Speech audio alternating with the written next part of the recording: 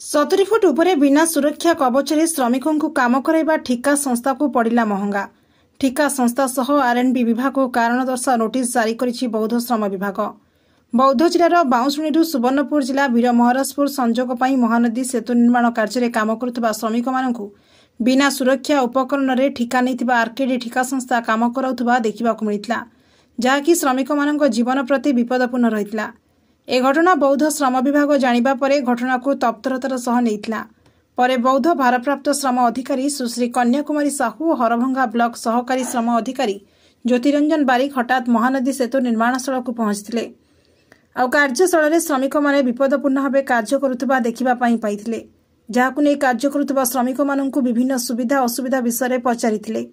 परे ठिका संस्था अधिकारी को श्रमिक माननक पई जोता, helmet, safety jacket, safety net रो सुविधा करबा सह ठीक समय तांकर दरमा प्रदान करबा पई तागिद करथिले। एहा सह सेतु निर्माण रे केते जण ओडिया एवं अणओडिया श्रमिक कार्य करूछंती तार पूरा तथ्य श्रम कार्यालय रे दाखल करबा पई निर्देश दैथिले।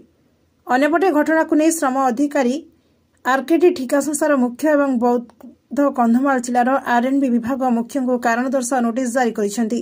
आगामी 7 दिन मध्य उत्तर रखिबा पई कुआ जाईछि बोली चिठी रे उल्लेख रहिछि।